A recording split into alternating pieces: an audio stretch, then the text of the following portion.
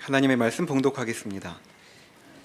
사무엘상 3장 1절에서 9절까지의 말씀입니다. 구약 412면입니다.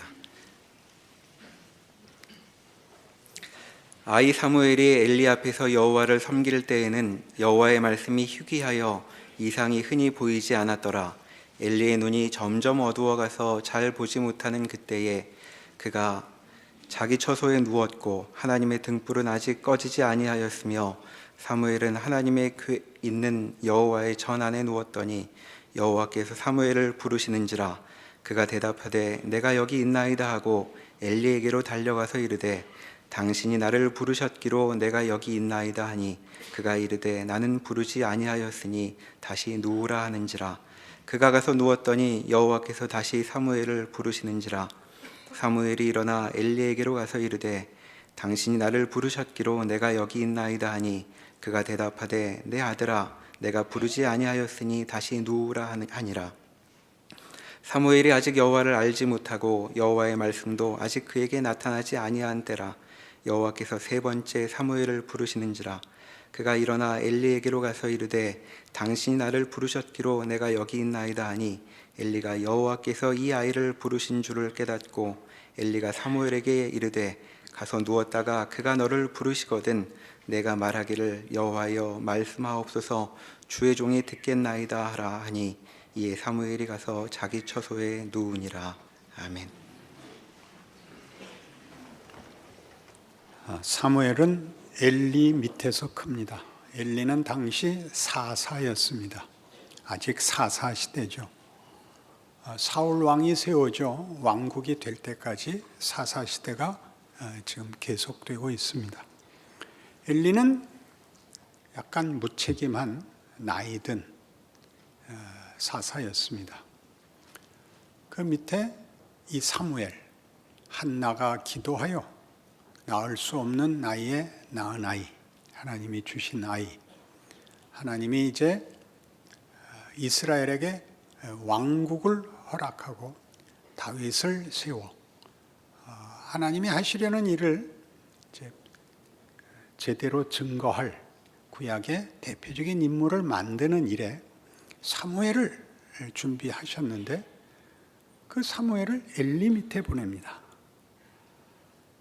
엘리는 그 두 아들이 아버지 백 믿고 못되게 굴어서 여러 가지 사고를 친, 그래서 악명이 자자했던, 그래서 다음 장에 가면 죽는 홈니와 비느하스의 아버지고, 사무엘의 아들 요엘과 아비야도 사무엘상 8장에 의하면 아버지 같지 않고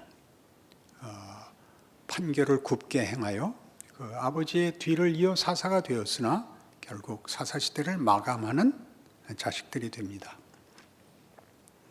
우리가 놀라는 것은 하나님께서 일하시는 구약의 역사가 우리의 기대와 다르다는 것이죠. 사무엘이 태어나는 집안, 교육 과정, 그리고 그의 책임을 지는 인생 여정들이 우리가 보기에 뭔가 위대한 면이 있어야 되는데 그런 조건들은 하나도 없는 곳에서 하나님은 일하십니다.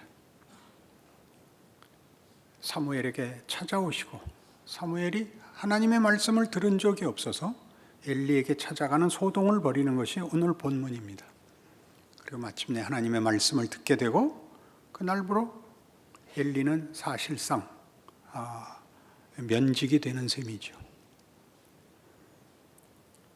이런 식의 역사가, 우리의 기대와 다른 역사가 증언하는 인생에 대한 하나님의 일하심에 대한 이해를 우리가 이해해야 합니다. 우리가 사는 인류 역사와 우리의 인생을 이해하는 일에 성경이 이렇게 소개하는 하나님이 일하시기 위하여 어떠한 조건과 어떠한 역사 배경 속에서 각 개인의 한계와 우리가 이해하지 못하는 조건들을 조합하여 일하시는가, 어떻게 당신의 뜻을 담으시는가를 성경이 말하는 식으로 이해하지 못하면 우리는 우리의 현실, 우리의 인생을 살아낼 수 없기 때문에 이 본문이 가지는 의미는 큽니다. 인류 역사를 살펴보면 역사는 이해할 수 없다는 것이 모든 역사가들의 증언입니다. 역사는 의식이 없다. 역사는 생각이 없다. 잘 아시는 모든 사람이 한 번쯤 들어봤을 만한 역사에 대한 평입니다. 그리고 또 놀라운 것은 역사는 반복된다는 거죠. 뭐가 반복되죠? 실패를 반복하죠. 실패를 반복합니다. 그러면 그 역사에 관한 얘기하지 말고 동일하게 한 인생으로 돌아와서 한 개인의 역사라면 각각의 인생이 되는데 인생은 이해가 됩니까? 여러분 인생은 이해가 되십니까? 예수 믿기 전에 일어난 것은 그렇다 치고 예수 믿은 다음은 이해가 되십니까? 안 되실 겁니다. 제가 안 됐는데 여러분이 됐다면 말이 안 됩니다.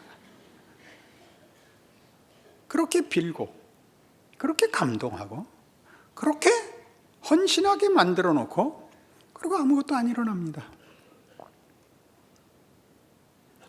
왜 주일날 붙잡혀 오는지 여러분도 모르고 저도 모릅니다. 그리고 왜 안 오면 속이 불편한지, 그 속이 불편한 것을 왜 하나님이 해소시켜 주시지 않는지, 내가 가진 헌신과 경건한 의욕들이 왜 만족되지 않는지 우리는 알지 못합니다. 성경은 그러나 바로 그 얘기를 하고 있습니다. 역사학자인 야곱 브루크하르트라는 독일 역사가가 세계 역사의 관찰이라는 책을 씁니다. 왜 관찰이라고 말을 하느냐 하면 역사는 해설을 할 수가 없다는 겁니다. 그러니까 일어난 일을 나열한다는 거죠. 중요한 일들을. 정직한 사람이라고 생각합니다. 역사에서는 뭘 배워야 하느냐? 성숙해야 되고 역사를 통하여 성숙해야 되고 교훈을 받아야 된답니다. 역사가 무엇인지는 알 수가 없지만 이 두 가지는 할 수가 있답니다. 각 개인이. 역사를 바꿔놓거나 역사를 더 진지하게 만드는 방법은 모르겠고 각 개인이 역사를 통하여 이 두 가지 유익을 얻어야 된다고 결론을 내리고 있습니다. 왜 이런 이야기를 우리가 시작을 해야 되냐 하면 사무엘이 들어간 자리, 사무엘에게 이제 하나님이 하실 일을 생각해 볼 때 사무엘이 처한 자리는 이 희한하고 말이 안 되지만 다시 얘기하면 그게 정상이라는 거죠. 우리가 있는 자리를 보십시오. 한 개인의 인생은 역사 속의 일부가 됩니다. 시작부터 있었던 사람이 있을 수 없고 끝을 보는 사람이 없습니다. 우린 그 중간에 던져집니다. 그러니까 우리가 생겨난 과거를 우리가 모르고 우리가 결정한 것이 미래를 만들 겁니다. 우리가 미래를 만든다는 건 사실 곤란한 얘기 아닙니까? 우리가 우리 자신을 이해하지 못하고 있는데 우리가 미래를 만든다는 것, 역사의 미래를 우리가 만든다는 것은 정말 무섭지 않습니까? 성경이 그렇게 얘기하고 있죠. 사무엘은 엘리 밑에 보내집니다. 거기서 하나님의 음성을 듣게 됩니다. 거기서 사사로 살게 됩니다. 이러한 우리가 기대하는 것과 다른 조건과 다른 경로로 하나님께서 일하신다면 그럼 말하자면 우리에게도 희망이 있는 거 아닙니까? 말이 안 되는 조건이 정상이라고 얘기한다면 하나님이 일하시는 방법이라고 얘기한다면 은혜가 되겠죠. 그렇죠? 가만히 있으면 진전하지 않겠습니다. 남의 얘기하는 것 같은 표정을 지으십니까? 이사야 55장에 가면 이 일에 대한 성경의 해설이 나옵니다. 이사야 55장의 해설이 나옵니다.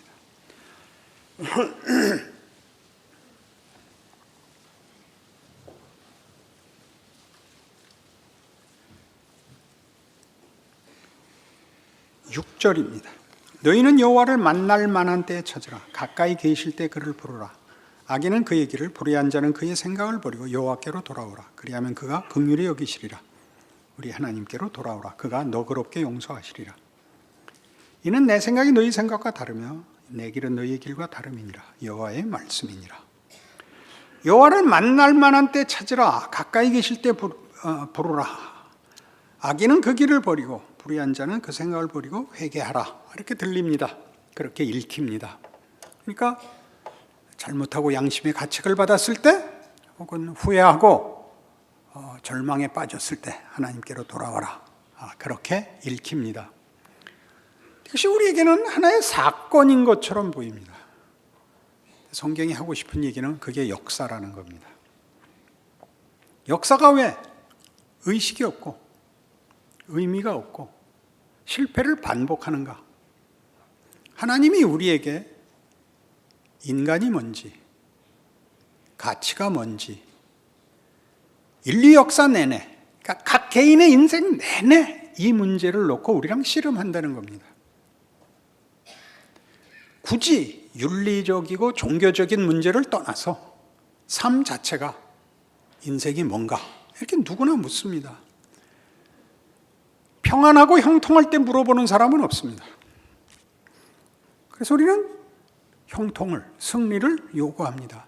근데 승리를 해도 만족스러운 답은 세상에 전혀 없습니다. 이게 다란 말인가? 이게 인생이란 말인가? 인생은 하나님을 만나지 못하면 체념하고 살거나 빨리 끝장을 내는 게 최선입니다. 다 알고 있는 일입니다.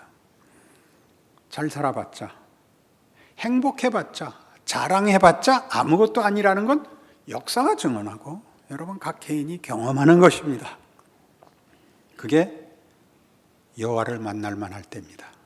하나님이 역사 내내, 인류 역사 내내, 모든 개인 인생 내내 하나님이 이 문제를 우리에게 들이미시는 게 인생입니다. 역사입니다. 우리는 그걸 풀려고 듭니다. 고통을 이 무거운 질문에서 벗어나 쉬운 인생을 살고 싶어하고 하나님은 그 질문을 들이대서 도망가지 못하게 하는 것, 그게 역사입니다. 반복적으로 그 일을 하고 계시죠. 역사가 하고 있는 것이 아니라 역사에서 일어난 일들이 하고 있습니다. 그렇죠? 재앙들입니다. 전쟁과 재앙. 우리 인생에서 하고 있습니다. 뭐죠? 후회, 원망, 절망이 이 질문을 하고 있습니다. 근데 이 이사야 55장이 왜 이게 오늘 우리의 역사에 대한 하나님의 일하심에 대한 해설서가 되느냐? 이사야 55장은 이스라엘이 멸망하여 바벨론 포로가 된 남왕조 유다가 포로로 잡혀가 하나님 모르는 이방 민족에게 붙잡혀 노예가 됐을 때 주어진 하나님의 말씀이기 때문입니다. 하나님은 물론 이스라엘이 멸망하기 전에 계속 선지자를 보내어 경고하시고 심판을 예고하셨습니다. 회개를 촉구하셨습니다. 북왕조 이스라엘도 실패했고 남왕조 유다도 실패해서 북왕조는 아수르에, 남왕조는 바벨론에 붙잡혀 옵니다. 성전이 회파되고 나라 자체가 멸망을 당하고 포로로 와 있는데 하나님이 다시 나타나셔서 회복을 약속하십니다. 회복을요. 그러니 이스라엘 백성들이, 이 잡혀온 유다 백성들이 묻죠. 하나님 돌이키실 것이고 우리를 승리케 하실 것이었다면 이 일이 일어나지 않게 그 전에 하셨어야죠. 지금 와서 너 내 말 안 들어서 이 벌을 받고 이 자리까지 왔으니 이제 회개하라. 그렇게 얘기하지 마시고 그때 나라가 망하기 전에 회개하라 그럴 때 좀 더 세게 하셨어야죠. 이 과정이 도대체 뭡니까? 하나님의 성전도 회파되고 하나님의 명예도 없어지고 우리도 고생했는데 이런 기간이 왜 필요합니까? 그 전에 더 하셨어야죠. 그게 바로 여기서 말하는 내 생각이 너희 생각과 다르다입니다. 그리고 뭐가 나오죠? 9절, 이는 하늘이 땅보다 높음같이 내 길은 너희의 길보다 높으며 내 생각은 너희의 생각보다 높음이니라.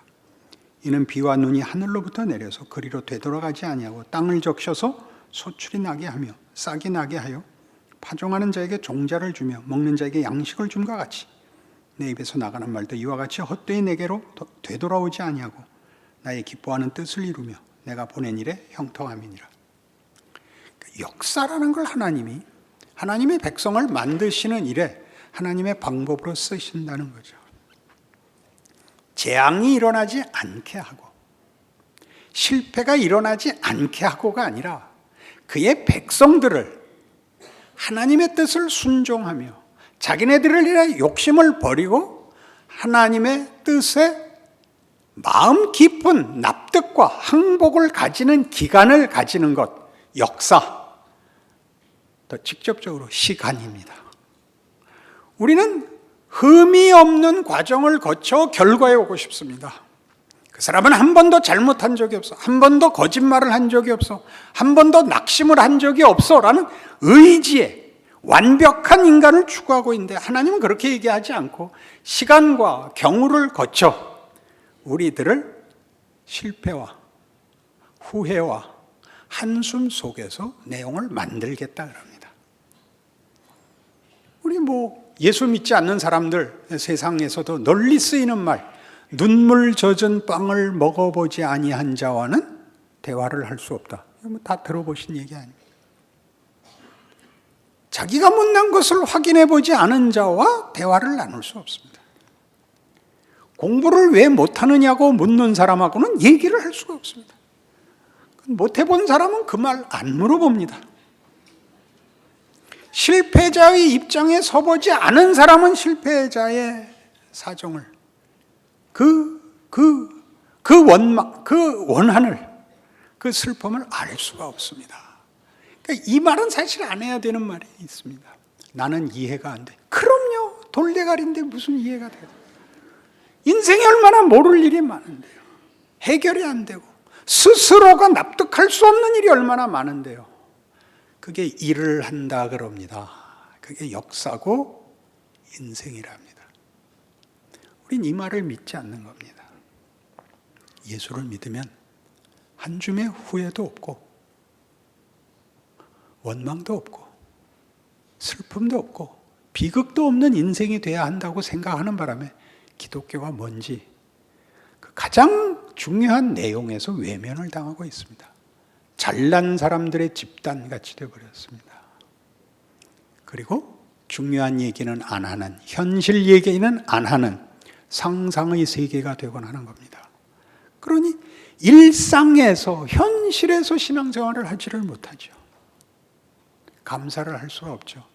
선언과 주장은 있고 자기 자신이 그 내용을 가진 인격과 실존이 되는 인생을 살아내지 못하는 것입니다. 자, 이 문제를 성경의 설명들로 어디 적용을 해봅시다. 고린도전서 2장에 가면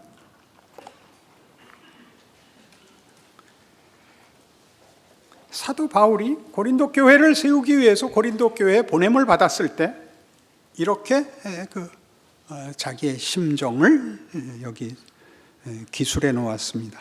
형제들아, 내가 너희에게 나아가 하나님의 증거를 전할 때 말과 지혜의 아름다운 것을 아니하였나니 내가 너희 중에서 예수 그리스도 그가 십자가에 못 박히신 것 외에는 아무것도 알지 아니하기로 작정하였습니다. 내가 너희 가운데 거할 때 약하고 두려워하고 심히 떨었노라. 내 말과 내 전도함이 설득력 있는 지혜의 말로 하지 아니하고 다만 성령의 나타나심과 능력으로 하여 너희 믿음이 사람의 지혜에 있지 아니하고 다만 하나님의 능력에 있게 하려 하였노라. 바울이 고린도 교회에 갔을 때 그는 그들의 문화, 그들의 생활, 그들의 수준 또는 그들의 열심, 진심 어느 면에 대해서도 사전에 준비된 것이 없었습니다. 그리고 어떤 가능성도 보이지 않는 곳에 하나님의 보내심을 받습니다. 그가 여길 가면서 가진 분명한 기독교 신앙적 자세는 분명합니다. 예수 그리스도와 십자가. 예수 그리스도가 창조주요, 우리의 구세주이나 우리에게 외면당한 방식, 그 외면이 결국 십자가라는 초형으로 끝난, 비극으로 끝난, 보복으로 끝난 사건으로 하나님이 그 모두를 구원한 뒤집힌 반전의 구원의 기적을, 그걸 하나 믿고 들어가는 겁니다. 십자가를 아무 곳에나 세울 수 있다는 걸 알게 된 거죠. 내가 가서 죽는 그곳에 내가 죽어버린 십자가를 가지고 하나님이 사망을 뒤집을 수 있다면 내가 무엇을 겁내랴. 이게 사도 바울의 심정입니다. 예수님이 그러셨어 라든가 사도 바울이 그랬어라고 존경과 이해의 표현으로 이 구절들을 이해하지 마시고, 우리가 그렇지 않습니까? 우리가 살고 있는 현실 속에서 우리는 위인이 아니며 넉넉한 자가 아니며 유능한 자가 아닙니다. 거기에 우리가 못나서 아무것도 못하는 자리에 십자가를 세울 수 있다면 죽음인데요. 죽어버려도 되는 것으로 하나님이 일을 하신다고 얘기를 한다면, 사무엘을 엘리 밑에 보내서 얼마든지 일을 할 수 있다고 하신다면, 그러면 포기할 인생은 없는 거죠. 그죠? 이 문제를 가장 오해한 자들이 누구냐? 마태복음 23장에 이 사람들이 오해합니다.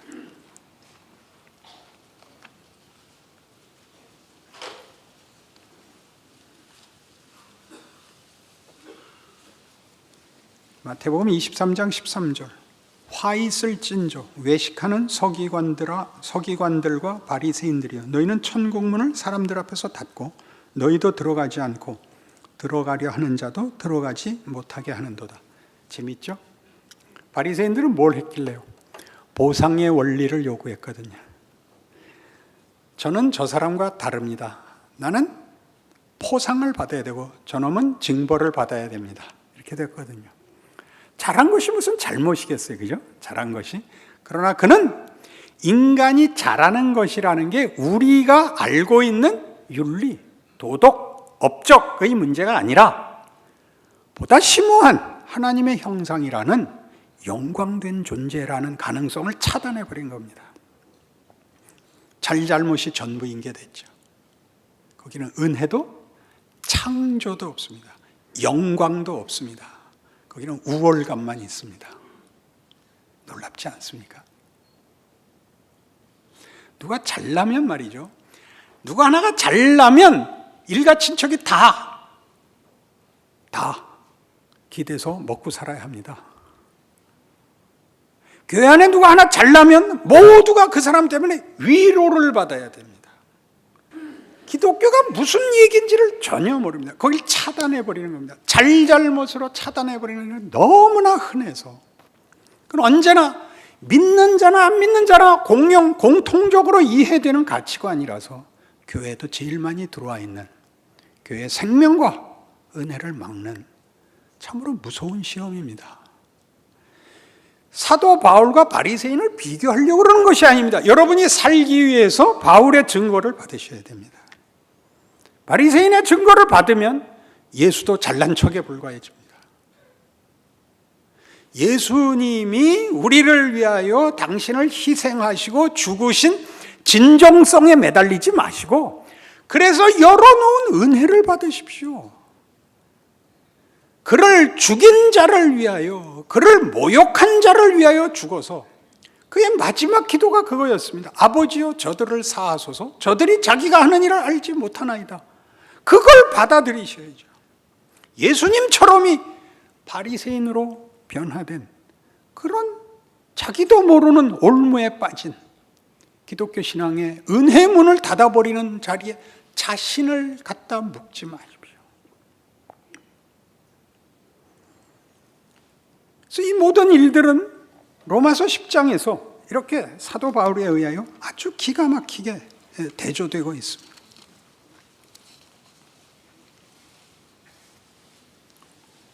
로마서 10장 1절. 형제들아, 내 마음에 원하는 바와 하나님께 구하는 바는 이스라엘을 위함이니 곧 그들로 구원을 받게 함이라. 내가 증언하노니 그들이 하나님께 열심히 있으나 올바른 지식을 따른 것이 아니니라. 하나님의 의를 모르고 자기의 의를 세우려고 힘써 하나님의 의에 복종하지 아니하였느니라. 그리스도는 모든 믿는 자에게 의를 이루기 위하여 율법의 마침이 되시니라. 모세가 기록하되 율법으로 말미암는 의를 행하는 사람은 그 의로 살리라 하였거니와 믿음으로 말미암는 의인은 이같이 말하되 내 마음에 누가 하늘에 올라가겠느냐 하지 말라 하니 올라가겠느냐 하면 그리스도를 모셔 내리려는 것이요 혹은 누가 무저갱에 내려가겠느냐 하지 말라 하니 내려가겠느냐 하면 그리스도를 죽은 자 가운데서 모셔 올리는 것이라. 그러면 무엇을 말하느냐? 말씀이 내게 가까워 내 입에 있으며 내 마음에 있다 하였으니 곧 우리가 전파하는 믿음의 말씀이라. 내가 만일 내 입으로 예수를 주로 시인하며 또 하나님께서 그를 죽은 자 가운데서 살리신 것을 내 마음에 믿으면 구원을 받으리라. 사람이 마음으로 믿어 의에 이르고 입으로 시인하여 구원에 이르느니라. 이 10절은 그 진술의 내용에 아마 100분의 1밖에 소개 안 되는 것 같습니다. 마음으로 믿어 의에 이르고 입으로 시인하여 구원을 얻느니라. 어떻게 마음으로 믿고 어떻게 입술로 시인을 하죠? 삶이 그렇게 만듭니다. 하나님, 이건 아닙니다. 이건 인생이 아닙니다. 이렇게 사는 건 안 됩니다. 여기는 가치도 없고 여기는 다 거짓들입니다. 여기는 승리도 감사도 영광도 없습니다. 살아야 확인합니다.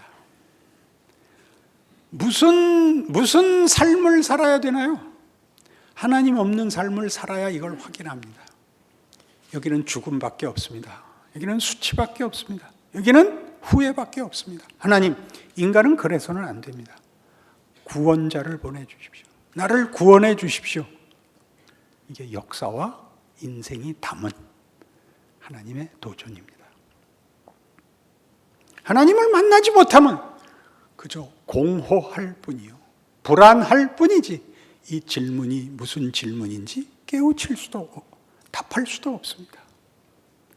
거기에 우리가 선 거죠. 여러분들은 이 질문을 받았기 때문에 여기에 나와 앉아 계신 겁니다. 마음으로 믿는다는 것, 여러분의 인생을 통하여 여러분 전 존재를 걸고 이 질문에 답하신 겁니다. 나의 구세주십니다. 나에게 진정한 운명을 주실, 승리와 영광을 주실 분은 당신뿐입니다. 이 고백을 하나님이 우리에게 우리의 삶을 통하여 확인케 하십니다. 그럼 여러분이 이렇게 질문을 이어갈 수 있습니다. 그 질문에 우리가 답하여 하나님의 자녀가 됐는데도 왜 고달프냐? 누가복음 22장입니다.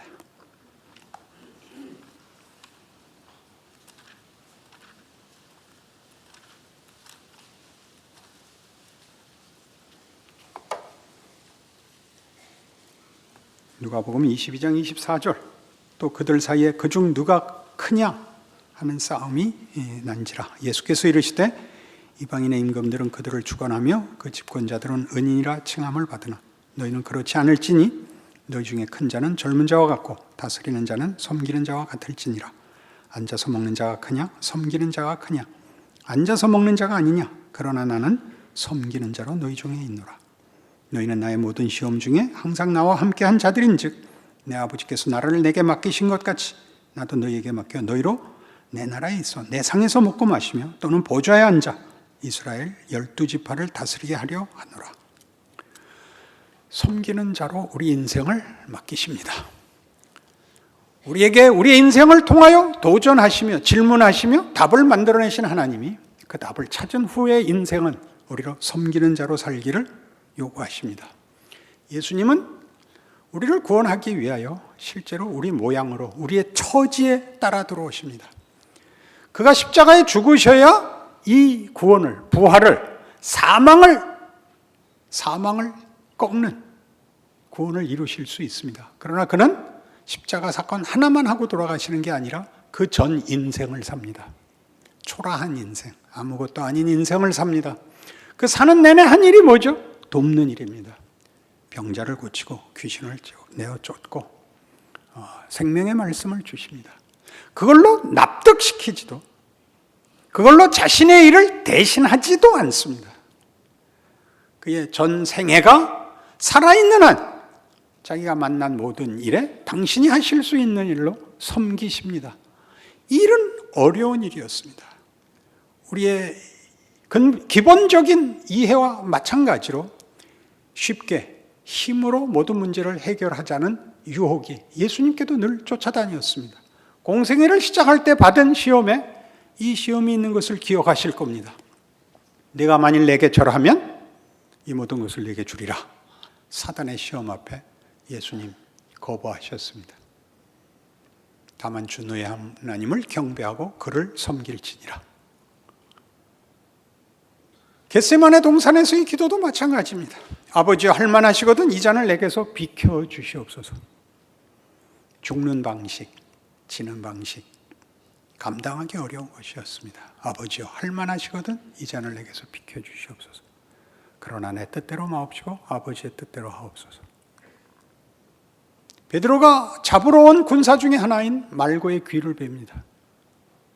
시몬아, 내가 지금 아버지께 구하여 12영도 더 되는 천사를 보낼 수 있는 것을 내가 알지 못하느냐? 인생을 절망과 원망과 분노로 살던 데서 답을 찾은 사람이 되어 인생이 하나님께서 주신 기회며 도전이며 답을 찾아야 하며 누려야 하는 자리라는 걸 아는 것, 우리 신자들 아닌가요? 그게 기독교 신앙 아닌가요? 여러분 고단한 인생을 사셔야 됩니다. 세상 나라에서는 가진 자가 상좌에 앉지만 내 나라는 그렇지 않다. 얼마나 놀라운 것입니까? 얼마나 놀라운 것입니까? 섬기는 게 굴욕이라고요? 아니요. 허세에서 벗어난 것입니다. 허세에서 벗어난 것입니다. 보이는 승리가 승리가 아니라는 것쯤은 여러분 인생을 사시면서 누구나 배우셨을 것입니다. 고함을 지를 수 있고 손에 잡히는 거 집어 던지는 것은 못난 짓입니다. 그것은 아무런 권리도 아무런 자랑도 아닙니다. 인간이 다른 인간에 대하여 이해관계를 떠난 자비와 긍휼과 관용과 편을 드는 것, 그것이 인간이 가지는 가장 큰 명예일 것입니다. 내용일 것입니다. 그 인생을 살라고 하십니다. 왜 그거 안 하십니까? 강요할 수 없는 문제입니다. 여러분 스스로 하셔야 되는 겁니다. 그런 고백을 가지고 그런 약속과 그런 기대 속에 모인 데가 교회입니다. 그러니 지금 같은 얼굴로 오시면 안 됩니다. 그건 굉장한 결례입니다. 상식 이하의 짓입니다. 여러분의 인생을 겁내지 마시고 성경이 하는 대로 져도 됩니다. 우리만 져도 됩니다. 죽어도 됩니다. 무엇이 겁나겠습니까? 기쁨과 넉넉함으로 감사와 자랑으로 사시는 신자의 실제적인 삶이 되시는 여러분 되시기를 바랍니다. 아멘. 기도하십시다. 하나님 아버지, 우리의 삶이 주는 고통과 원한에 대하여 답을 가집니다. 그건 시험에 불과합니다. 우리는 예수 안에서 답을 가지고 있고 우리의 승리와 영광을 약속 가운데 이미 가지고 있습니다. 그 약속 누리는 인생 되기로 약속합니다. 진실하게 살고 예수께서 그리하신 것처럼 지고 살겠습니다. 나누고 살겠습니다. 웃으며 살겠습니다.